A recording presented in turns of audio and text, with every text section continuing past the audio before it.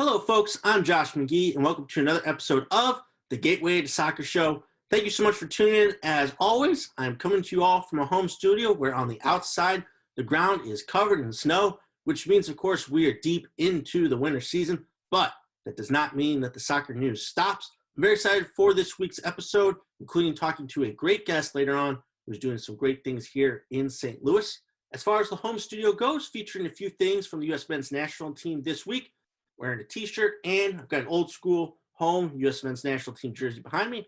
Also, over here on this shoulder, one of my great gifts from this past Christmas, brand new home jersey from the Netherlands, that bright, iconic orange featured here today. They'll be wearing that jersey at the Euros. Of course, the Netherlands, one of the most historic teams in all of international football, going back way before my time, but of course, lately they've been producing some great players. Finally getting my hands on that jersey. Can't wait to wear it myself out when it gets a little bit warmer. So very excited for this week's episode. But of course, to start off the show, I got to get to, at least from my perspective, the big news of the week and the major theme that it is a part of. I want to start off by saying that we are an instant gratification society, and that goes for pretty much everything in society. And you only need to look as far this week as to GameStop and AMC to figure that out. And that, of course, goes double for sports. Fans expect their team to compete for the championship every single year, and they expect them to put the best product out on the field and, of course, have the best coach in place in order to get the best out of their players. We've seen now lately, especially, that coaches have a very small window to implement their culture, their style, and who they want in place in order to have the best team possible. Of course, across all sports, there are a lot of different success stories. However, it can easily blow up in a team's face, and that's what happened this past week to one of the biggest clubs in the world. This past Monday morning, Frank Lampard was sacked by Chelsea Football Club after just 1.5 seasons on the job. Chelsea had hit a really bad run in form over the past few weeks. They had only won twice, drawn once, and lost 5 in their past 8 league matches.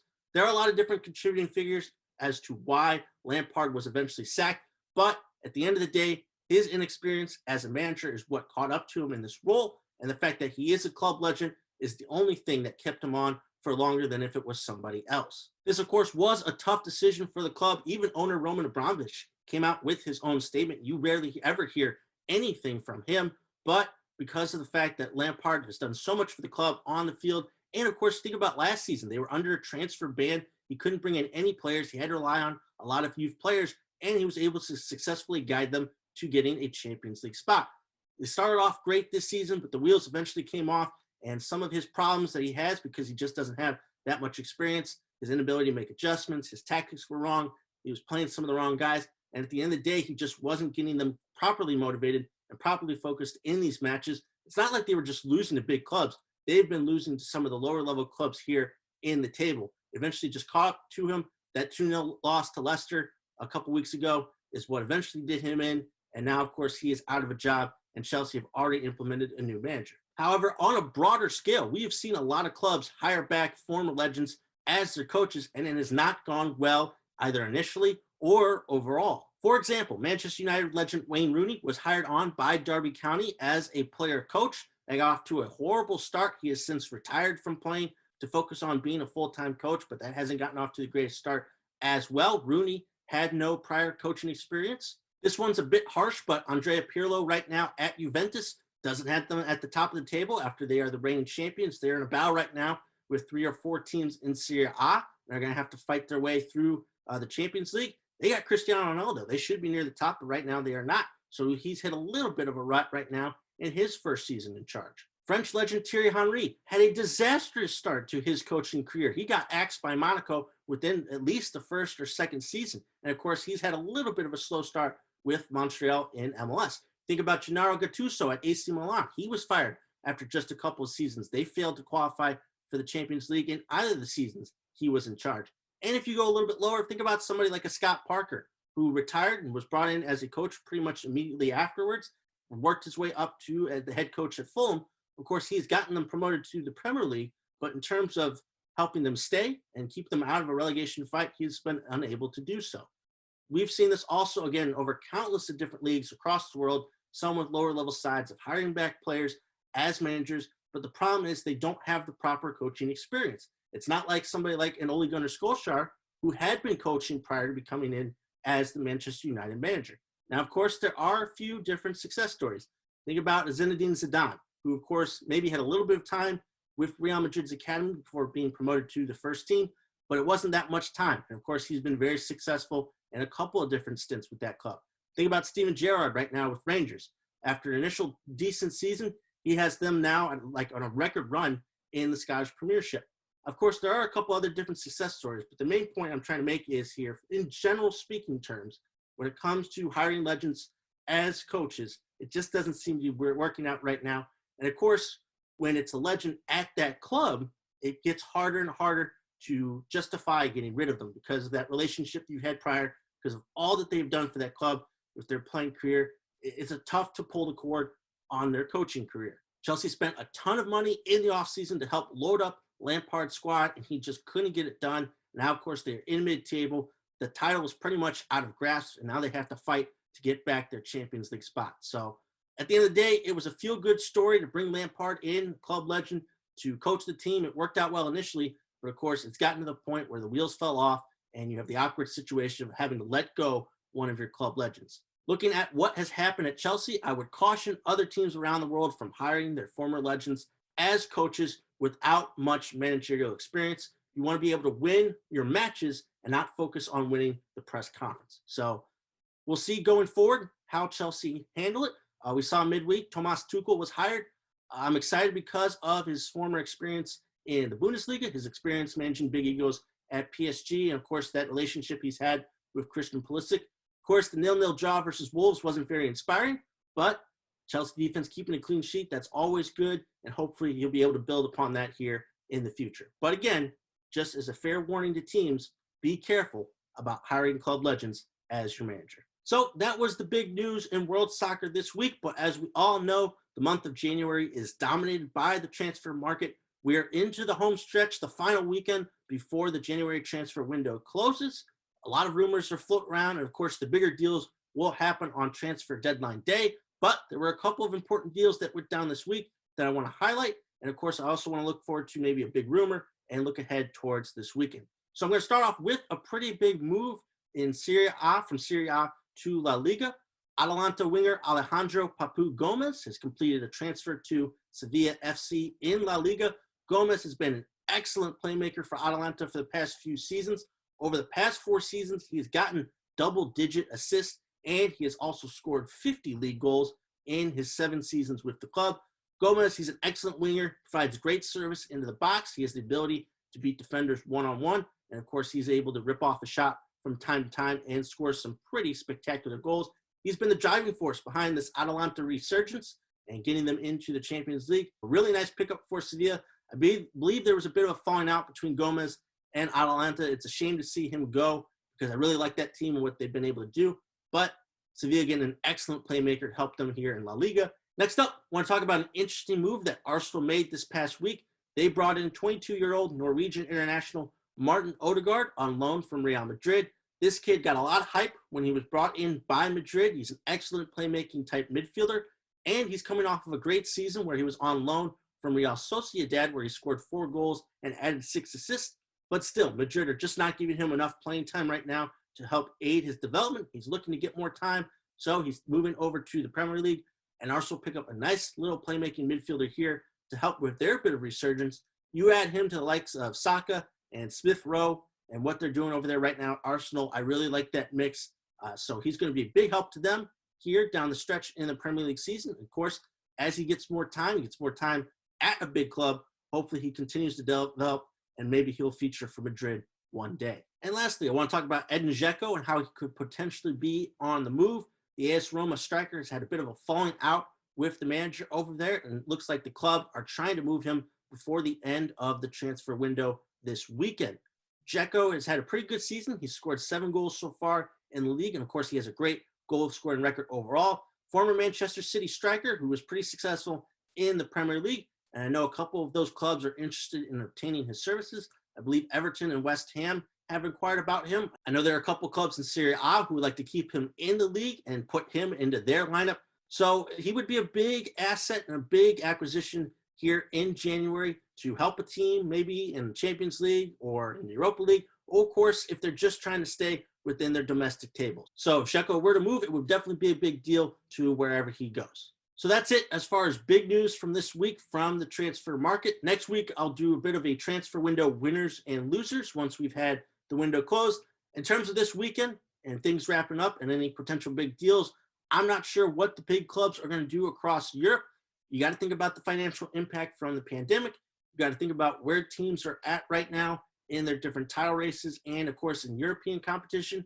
From what I've been seeing in terms of bigger deals, it looks like those will have to wait till the summer. But there could obviously be a couple of different surprises. We could see teams really make that final push in order to really assert themselves as title challengers or to assert themselves in different tournament races.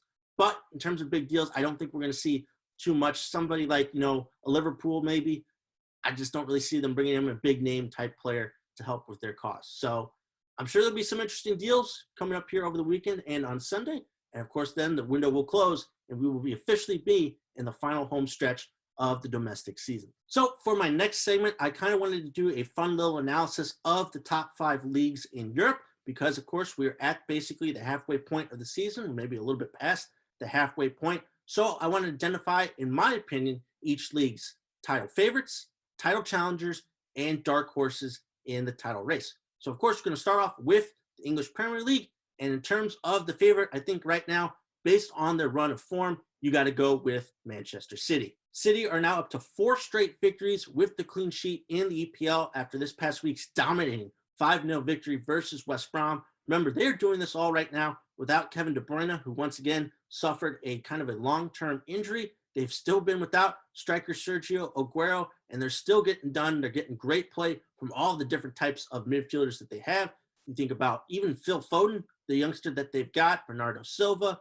They've got Ilkay Gundogan, who's been on some great goal-scoring form at the moment. And, of course, Raheem Sterling and Riyad Mahrez. That midfield depth and what they're doing right now with the back line, Ruben Diaz, John Stones, João Cancelo, all of those guys, what they're being able to accomplish right now despite those injuries, it just goes to show how deep this team is. And I think that depth alone and the fact that, once again, they are chasing the title, they're not having to defend it, I think they've got the proper motivation right now. Pep Guardiola at the helm. It just seems impossible to ignore what they're doing over there right now. The just inordinate amount of riches that they have to potentially bring someone in here over the weekend. But of course, the squad is already deep enough. They're just on great form right now. And I don't think there can be anybody else named as the title favorites currently in the EPL. However, as a potential title challenger to Manchester City, I'm going to go with, surprisingly, Manchester United. Now, of course, I know the midweek loss to Sheffield United was terrible, embarrassing. However, it was their first loss in the EPL since November 1st versus Arsenal. Again, I know the defense, I've been critical of it and showed up this past week. However, I chose United over Liverpool because I like their offense a little bit better in terms of the amount of guys that they have. And when they are on form, which I've seen recently, they can beat basically anybody. Bruno Fernandes, Paul Pogba, Marcus Rashford, Anthony Martial. It's a lot of different options that they have. They've been pretty consistent overall, except for this hiccup here in midweek. And right now with Liverpool, they just seem to be in a bit of a funk. They're not going to get back a guy like a Virgil van Dijk this season. They're not going to get that impact type player back. And I just think United just have a little bit more firepower and a little bit more motivation because, again, they are chasing the title instead of having to defend it. So, again, I think this was a little bit of a bump in the road. We'll see if United are able to make a comeback. Of course, they are right behind Manchester City in the table. But they are on thin ice, of course, because of what City are doing right now. They can't afford to have this many hiccups here down the stretch. As far as my dark horse in the EPL title race, you got to look at the team in third place right now, and that would be Leicester City. Leicester had won 3 straight matches prior to this midweek draw, this 1-1 draw that they had versus Everton. Something they're going to have to overcome here in the short term, a little bit of an injury hiccup with Jamie Vardy, but I don't think it's going to be too long term. And once he comes back again, he'll be able to complete that offense, what they've been able to do here as of late. Leicester, in terms of actually challenging for this title, they're going to have to pick up a lot of points here over the next month or two because looking ahead to the end of their schedule in May, they face Manchester United, Chelsea, and Tottenham in their final 3 matches. So before they get to that point, they're going to need to win as many games as they possibly can to get a little bit of a lead. I think obviously they can challenge all 3 of those teams. I think they've obviously beaten Tottenham and Chelsea this season. and I think they drew versus Manchester United. But that's still going to be a tall task to play those teams back to back to back. So I think Leicester can do it. Obviously, we've seen them win the title before, and I think they're going to be in it once again right to the end. Let's move over to La Liga and my title favorite pick, which is Atletico Madrid. Atletico have won 7 straight league matches since their last loss, which was to Real Madrid in December, which has them 7 points atop the table here going into the weekend. Just an amazing stat in what they've been able to do this season. They've only conceded 8 goals so far in league play, just a testament to Diego Simeone and his culture and his tactics defensively. Atletico have been able to get a couple of nice offensive pieces this season. Of course, Luis Suarez has contributed nicely. You've got João Felix there already. And now, of course, they bring in Moussa Dembele as a third option. Defense has been stout, and that's really what's going to help them here in this title race, their ability to keep teams out of the back of the net. Of course, they'll have the Champions League coming up here in a couple of weeks. They'll have to balance that out a little bit. But Atletico have been the most consistent team in La Liga, more consistent than some of the other bigger clubs. And I think that, again, that defense is really what's going to give them an edge here down the stretch in the title race. Next up, as far as Atletico's toughest title challenger, that, of course, has to go to their rivals, Real Madrid. Now, of course, Real Madrid have looked pretty bad here. Their past couple of matches, they've been eliminated from the Spanish Supercopa and the Copa del Rey in back-to-back matches. But still, they are in the best position to catch Atletico. They've already beaten them once previously here this season. They've got an in form right now, Karim Benzema, who's scoring a great amount of goals for them, and the return of Eden Hazard, who scored, I believe, in the past cup match. Getting those two guys together healthy and on form will really help transform that offense. Of course, think about that back line, held down by Sergio Ramos. They've got the star power to go toe-to-toe with Atletico, and if they can keep within striking distance, once they face off again in March, if they are able to win that match, Madrid would be in a really nice position to overtake Atletico. So in terms of Zinedine Zidane and Real Madrid, I think they are going to be the best bet to challenge Atletico for the title down the stretch. And lastly, as far as a dark horse for the La Liga title race, I felt really awkward about putting Barcelona here. I mean, they're a huge club. You can't really ever count out Lionel Messi and co. So I didn't go with them. I went with Sevilla here in the spot. Listen, it's probably a long shot that they actually mount a serious title challenge, but they're bringing in here Alejandro Gomez. You pair him with the on-fire Yusuf Al-Nesri, who I think has scored back-to-back hat tricks in the past couple matches.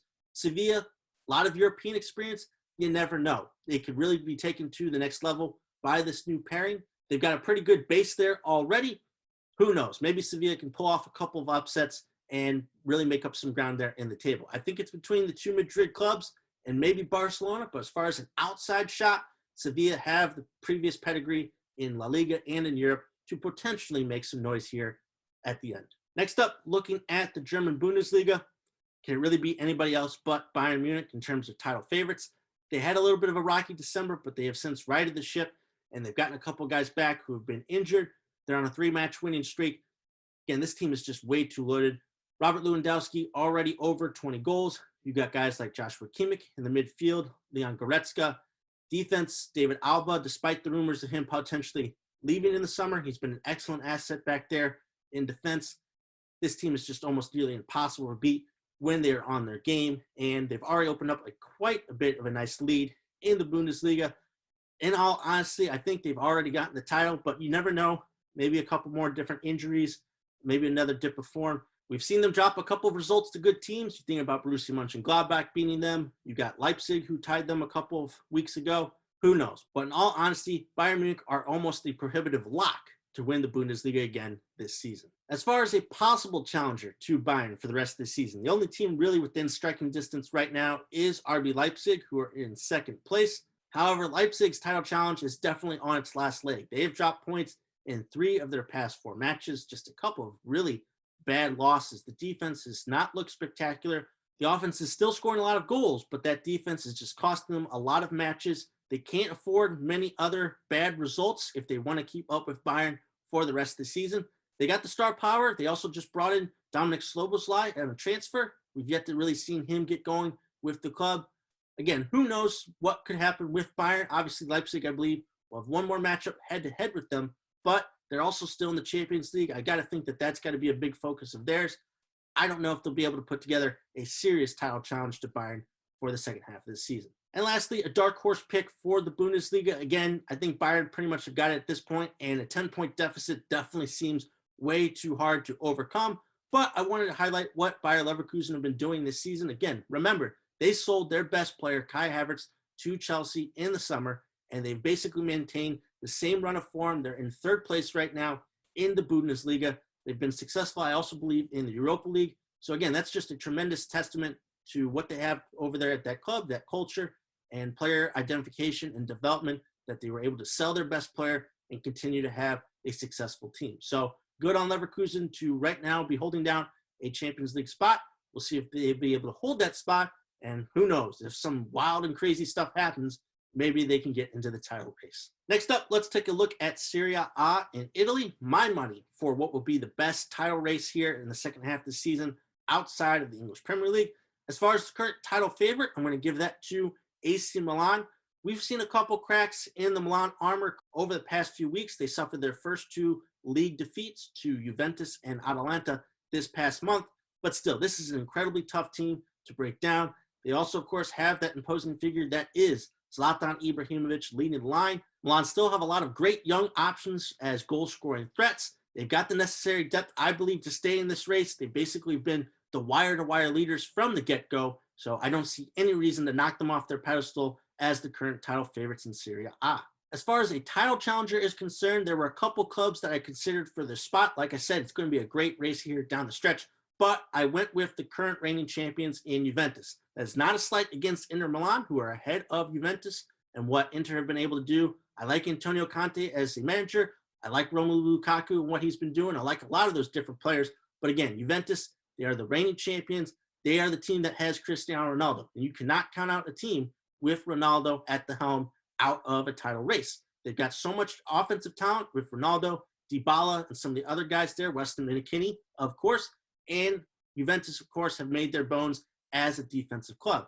So in terms of not being quite out of it and the fact that they are still within striking distance of AC Milan, you can't count out Juventus. And they, of course, have got to be the most serious of title challengers in Serie A. Lastly, a dark horse pick for the Serie A title race. You could go with a couple of trendy options such as Atalanta or Napoli, but I went with AS Roma. Roma have struggled versus the top clubs in Serie A this season, but they find themselves only 6 points back of Milan in third place. Roma, it's a bit of a mixture in terms of the guys that they have at that club.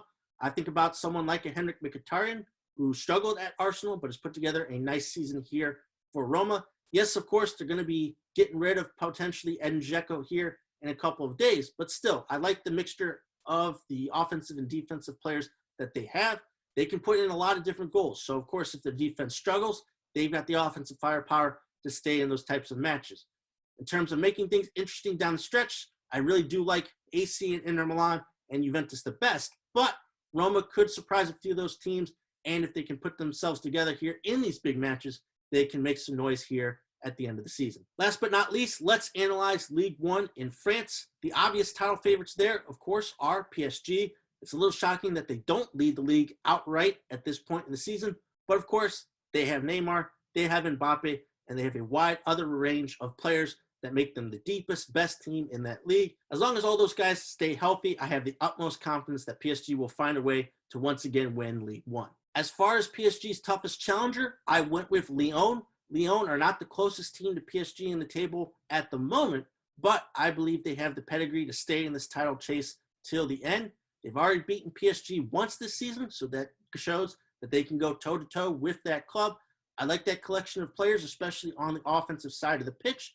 So we'll just have to see if their previous experience in Europe and going up against PSG will help them in this title race. As far as my dark horse in the Ligue 1 race, that has to go to Lille. Lille are actually tied with PSG on points headed into the weekend, and that is due to the fact that Lille have the second best defensive record in Ligue 1. I believe they tied PSG earlier on in the season. They've got a nice mix of different players there, and of course they have U.S. men's national team forward Tim Weah on the team. So it's been a nice season so far for Lille. They've actually had to sell a couple of their better players throughout the years, but they're still getting things done. In terms of firepower and previous experience, I don't know if they have enough of that to stay in this title race for the long run. But as of right now, defense wins, and they're doing a great job of that and sticking with PSG so far in the League One title race. So that's my analysis right now of the title races in the top 5 leagues across Europe. Obviously, schedules will begin to pick up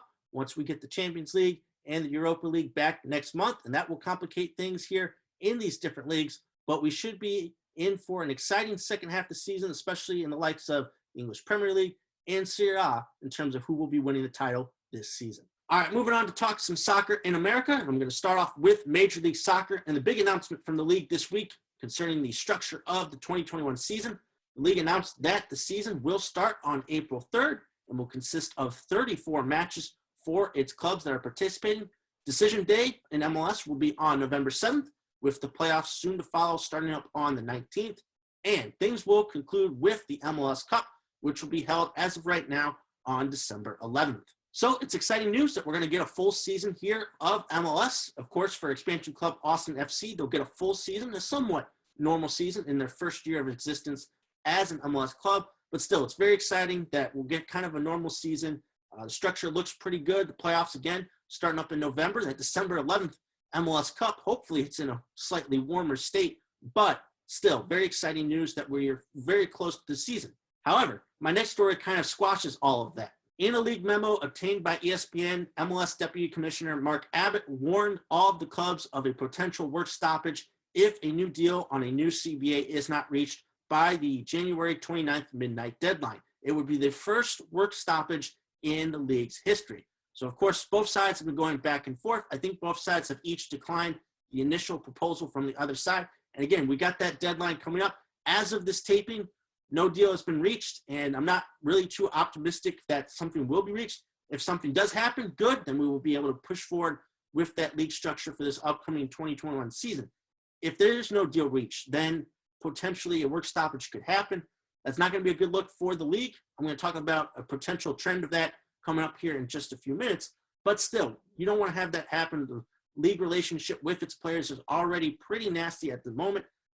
It's been tough trying to get a deal done between these two sides. I'm hoping something works out. But again, it's very tough to see the announcement and get excited about the season when potentially it could be delayed once again, not because of COVID, but because of the work stoppage. So hopefully these two sides are able to work something out and get something done so we can have a somewhat normal MLS season. My last story from MLS actually concerns that trend I just mentioned a few moments ago, and that is about players from MLS moving over to Europe. It's been rumored and reported by Sky Sports that New York Red Bulls center back and U.S. men's national team player Aaron Long could potentially be sealing a loan move over to an English club. This comes on the heels of Jordan Morris's completed loan to Swansea City for the rest of their season. I think a few seasons ago, Aaron Long had an opportunity to move over to England. He had a deal with West Ham kind of decline. So, again, he's a big-time player. He's been a huge impact player for the Red Bulls since he's gotten there. And this is kind of the trend I've been talking about. If there's a work stoppage and the league stops, then these players, well, they need time. So securing moves over to Europe and finishing out the season there, potentially getting an extended look with them down the road would be a huge step for them in their careers and a huge step for them in player development because they're obviously not going to be playing over here in the U.S. for the work stoppage. So if the league continues to kind of drag its feet with these negotiations and we end up at that place, you're going to see a lot more players moving over to Europe. So we've even seen a few guys from MLS outright sold to these types of teams. So, of course, there's going to be opportunities for other guys to get over there, at least for a short time period, and get some playing time. So another MLS guy could be moving over to Europe, and we could be seeing a huge trend coming up here in the next few weeks if the MLS are unable to negotiate a new CBA.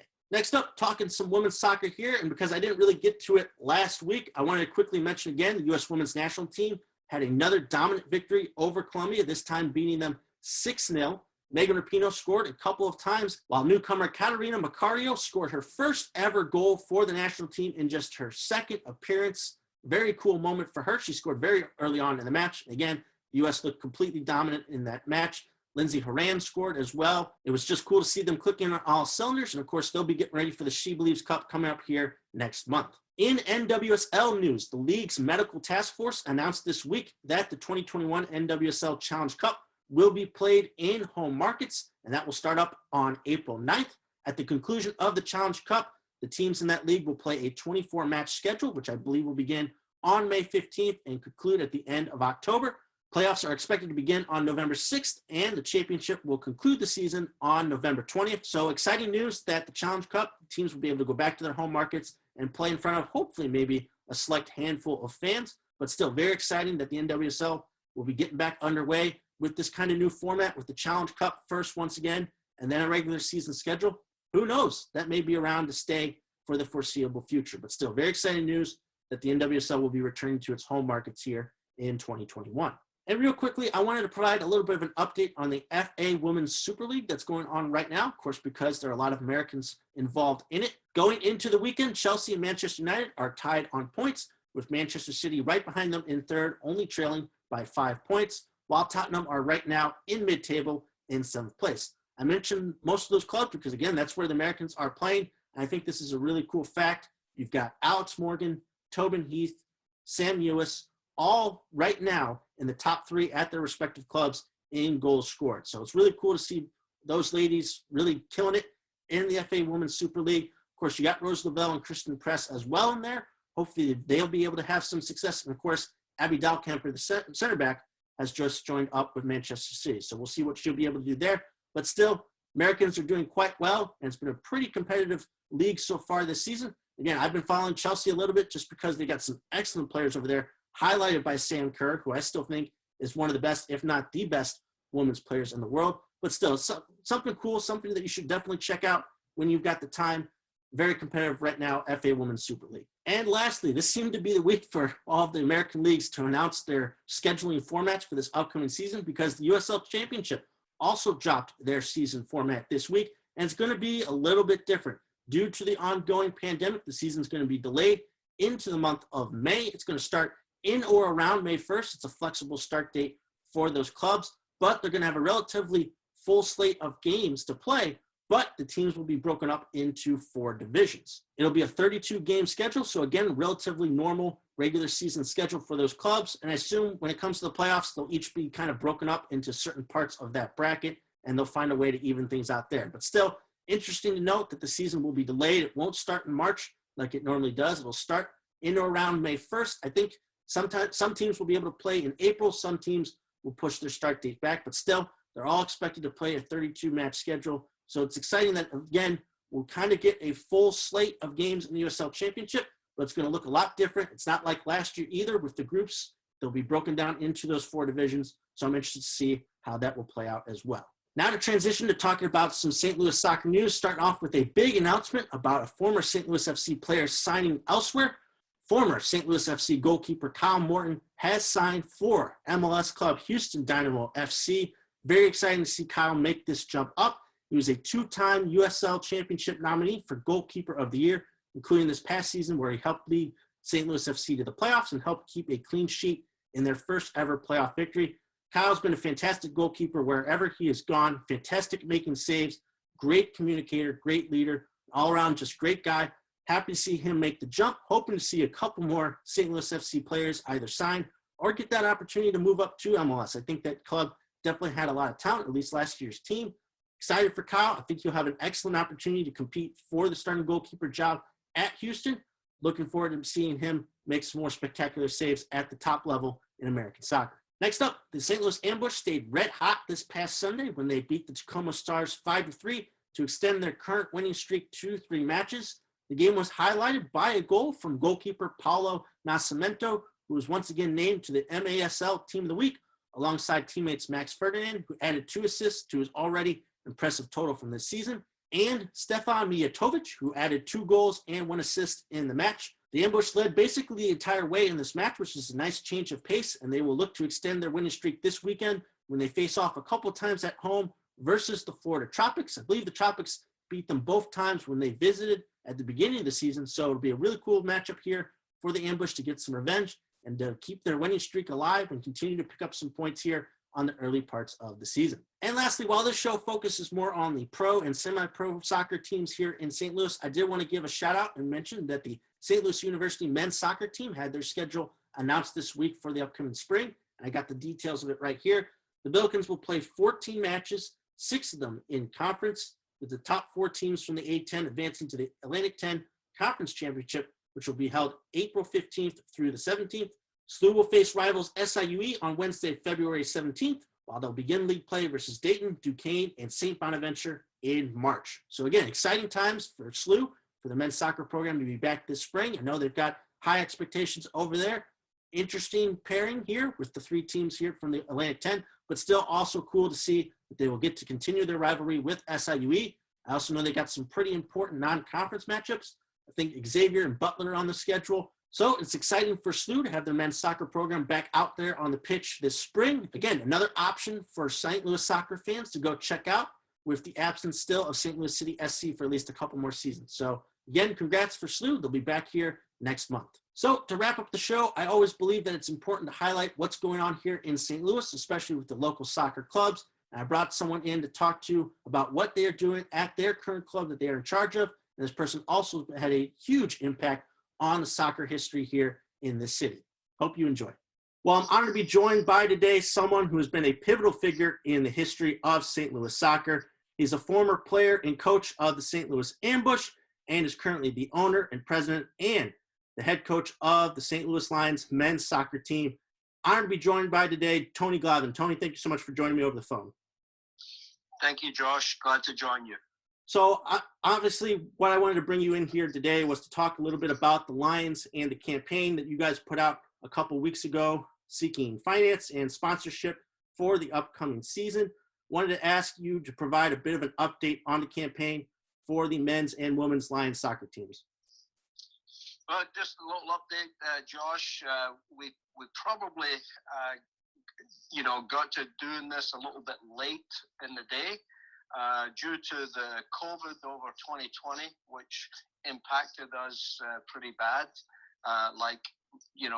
Most soccer teams, throughout the country and throughout the world, the impact that COVID has had on everyone has been just unbelievable. And just, we had discussions before December about, what we were going to be facing for the upcoming year. And one of the ways I fund, that the Lions men and women's program is through our programs at our facility. Not only do we run a youth club, but we run various programs and events throughout the year. And with everything being cancelled, it really made things difficult. Some of the people within our organization had approached me and said, look, we're willing to maybe try and go out and sell, or get sponsorship, sell whatever we can, for the team, come up with maybe a GoFundMe page, sponsoring within the youth programs where people could sponsor a player. So they've come up with some great ideas. The difficult part is we've kind of gotten started a little late in the day, but there's still, I'm still optimistic that we can have a season. I'm more optimistic with the women's season simply because our deadline is a little later than the men's program, the USL 2. In fact, we're having league meetings this week, and some decisions have to be made this week. So that's kind of where we're at with both programs. So far it's been going along okay. Maybe a little slower than what we think, but I'm still very optimistic that something will come from it. So obviously the pandemic has had a huge impact, everywhere, basically in all sports and all leagues, especially though with the lower leagues here with soccer. Obviously you talked a little bit about the financial impact of it, the fact that you guys didn't have a season last year, but in terms of some of the other aspects of the club's operations and your impact on the players and their development, what are some of the other things that have been impacted during this time from the pandemic? And mainly, you said it, Josh. Just I own a facility. We have a 19-acre facility, indoor-outdoor facility. We run camps. We run tournaments, various events that we run through, both indoor, outdoor, summer. Everything was closed down from March 12th. All the way through December. We were able, the only thing we were able to do was our youth program, the youth select program got started back, in August, but we're probably our numbers are probably about 60% of where we were last year. We're slowly picking up players as we go along. I'm sure most families, parents were unsure about, would they let their kids participate, especially since a lot of the schools were unsure whether they would be in-class learning or virtual learning. So we felt that impact also. However, having started, we're starting to see numbers slowly picking up, and very encouraging.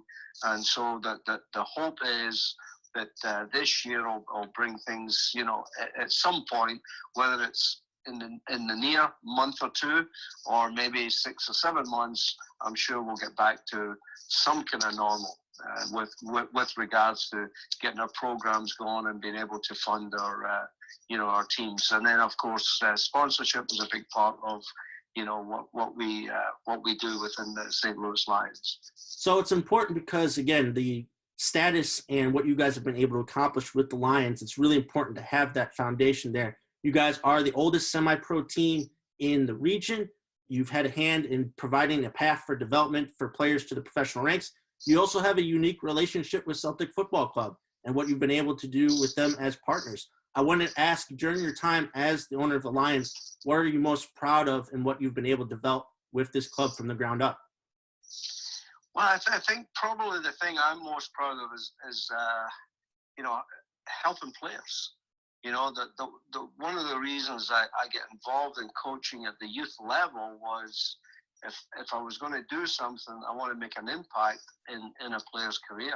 And even if it's just, the smallest part that I can make, at least I've made an impact with players. And I think that's probably the biggest thing when I started the St. Louis Lions. One of my goals was that if we could help one player per year at least move on to a professional level, then we have been successful in the program. If I fast forward, 15 years, we're probably anywhere from 50, 70 players that have passed through our ranks that have moved on to some level of professional. And, a few years ago, I did a little bit of, thinking about, we went through another tough time, probably about 6-7 years ago, with regards to, the upcoming season, funding things. And I kept thinking, how are we going to make this all work? And some of the things that drove me forward was the fact that so many of my former players would contact me and help support me by sending players, giving me contacts to whether it be sponsorship, the level of, contact and coaches. And a lot of these former players have moved on to coaching at the college level. And of course, some of them at the youth level. And it's phenomenal, the impact. And I'm not saying that that's my impact, but it's great to see former players, going back into the game and either getting a living from it or putting back into the game. That's probably the most satisfaction that I get. When I go to the coaches convention, I can't tell you the number of former players that I just run into, and that they're there because they're coaching. They're coaches. And like I say, some of them at professional level, and some are, a lot in the college level. So that's probably the most satisfaction that I get as a coach, knowing that you've helped, even if it's just getting a player one step in the right direction, that you've been a part of that. Well, it's got to be a special relationship that you have with these players, because you can identify with what they are going through in order to try to get to the professional ranks. When you look back at your own career, again, you went through kind of an unorthodox path yourself. You started in your home country of Scotland. You eventually worked your way to the United States, eventually found your way to St. Louis and the Steamers. And then you would go through, you've been a player, you've been a coach with GM responsibilities, and now you're an owner /president/technical director. Is a part of your motivation as to why you do what you do, the fact that you want to provide for these players the same potential path that you were able to have with all the other different opportunities that you had along the way. Definitely, Josh, and I think you said it very well. You know, growing up in Scotland, I was very fortunate. The system there, at the age of 12, I was with a professional team as what we call the schoolboy form. And from the age of 12 to 16, I was with a team called Partick, or actually 17, team called Partick Thistle, who are now playing in the lower leagues. They had been a Scottish Premiership team for many, many years, and just recently they've dropped down 2 divisions.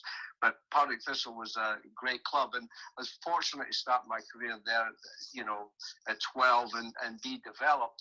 I moved over to Queen's Park at 17, and you know, less than a year later, I was in the first team with Queen's Park playing this Scottish Second Division, and the amount of people that impacted my career, I still keep in touch with some of the coaches at Queen's Park, you know, and that's phenomenal. And then, of course, when I got my break to come to this country, it actually wasn't on my radar to go to America to you know, for a professional career.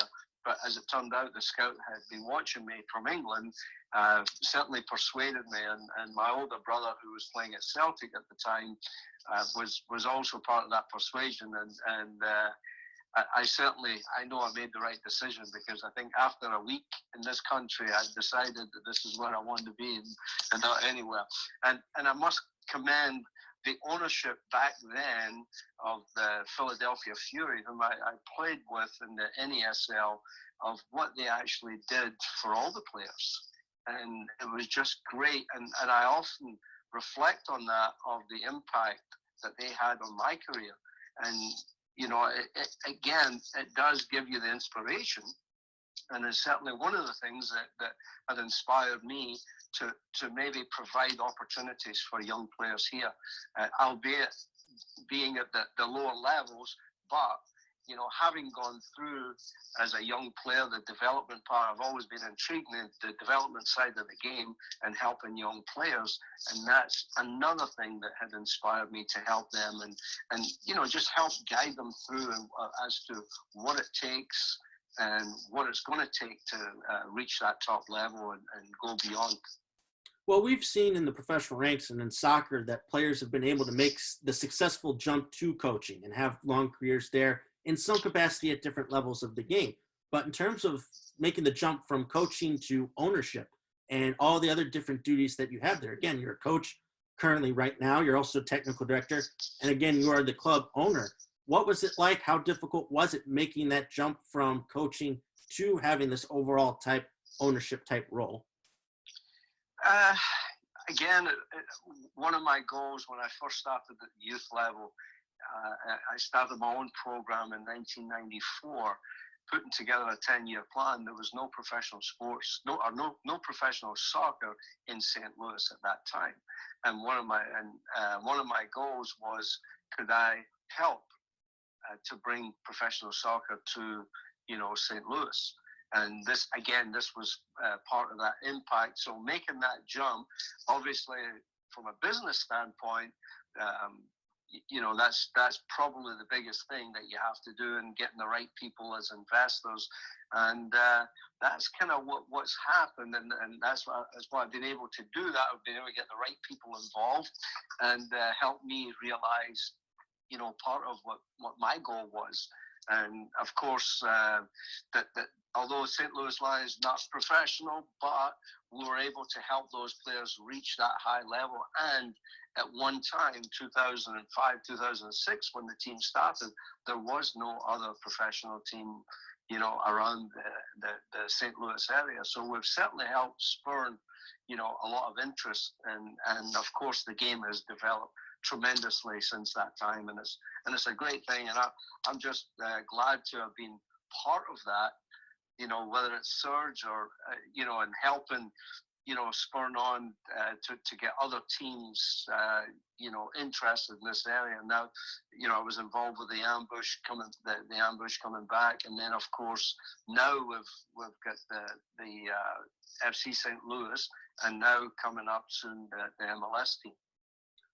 So I want to break away a little bit from the St. Louis soccer conversation because, again, like you said, your background, you come from Scotland. You played, in the professional ranks in Scotland. I want to ask you a little bit about the Scottish national team making the Euros for the first time in what seems like ages, or at least making a major tournament for the first time in ages. I know they have an extremely passionate fan base over there. Just want to get your thoughts about how excited you are to potentially see them here this summer. Well, very, very excited, Josh. 1998 was the last time that we made it to a major tournament, World Cup. I happen to know the coach very well, Craig Brown, who did a fantastic job. We've just been so unfortunate over the years. That's a long time. 22 years we went without being in a major tournament. I was fortunate enough in the 70s. I got to go to Germany and see Scotland play in the World Cup, and only to see in 1974 we didn't lose a game and we were knocked out of the first rounds. It was a matter of goal difference, and it just seems our luck in World Cups is always we get drawn against Brazil. So it's always difficult when you're playing against one of the greatest countries in the world.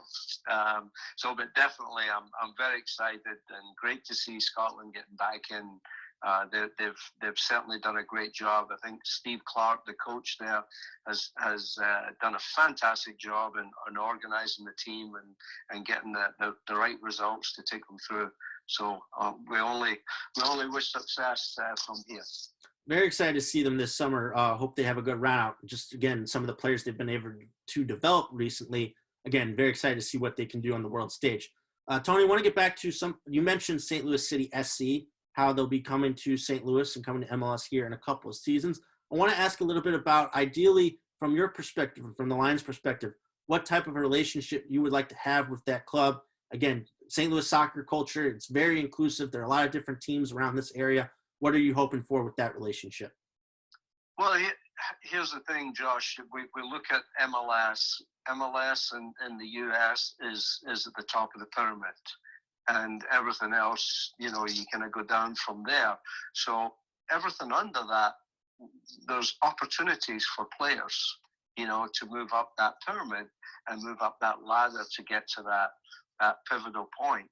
And I would just like to think that the relationship that we have is that, that the coaches, the scouting network that the city have, will certainly, be looking out for, at our level with the St. Louis Lions. And I'm pretty sure, based on some of the seminars that I went in with, or the webinar that St. Louis City put out to discuss what their plan, and I was very impressed as to their approach. So I think it's going to be real positive, and I think for all younger players, at all different levels, to have that opportunity.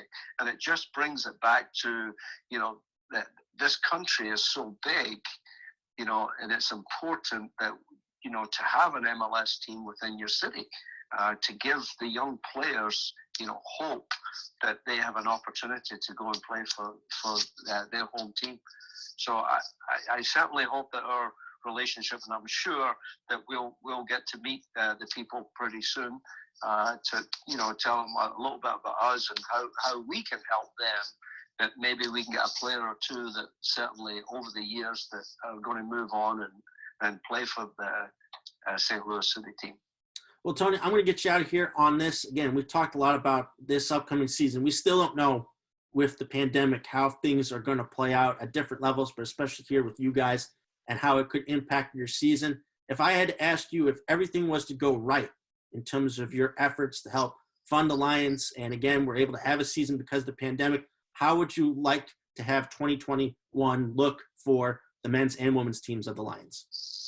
Well, I'd just be excited to get back into coaching again, have players at our facility to where we can help out.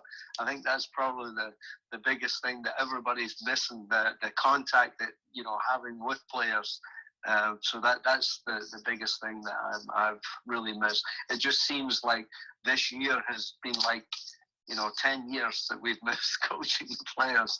It's just been a long, long time. So I'll be very excited if things can go well and we can get to have a season. I'll be looking forward to that. Well, Tony, thank you so much for joining me on the show. Real quick before you go, again, I want to get that information out to people about your club, about the fundraising efforts and some of the other things that you have going on. If people are interested in helping out, I know there's a GoFundMe page available. If people also want to learn more about the Lions, where should they be looking to go? So a couple of things. They can go to our website, STLLions.com, and call our office, 636-939-5151. But the main part is go to our website, STLLions.com. Awesome, Tony. Thank you so much again for joining me. And I'm hopefully looking forward to a 2021 filled with some matches for you guys to get back out there. Thank you so much again, and good luck. Thank you, Josh. I appreciate it. My thanks to Tony for joining me on the show. That'll do it for this episode of the Gateway to Soccer Show. Thank you so much for tuning in. As always, don't forget to like, comment, and subscribe to my YouTube channel. Also, if you haven't already, go check out the Atletico TV Facebook page. Our brand new soccer show on local radio STL is back with a brand new episode. We have Ricky and Luis breaking down the Leicester City and Chelsea match from a couple of weeks ago. Some great conversations about the transfer market, about local soccer here in St. Louis. And we once again highlight an organization that is having a huge impact on the St. Louis community. So I encourage you all to check that out. Thank you once again for watching. I'll be back here next week with another episode. Have a good weekend.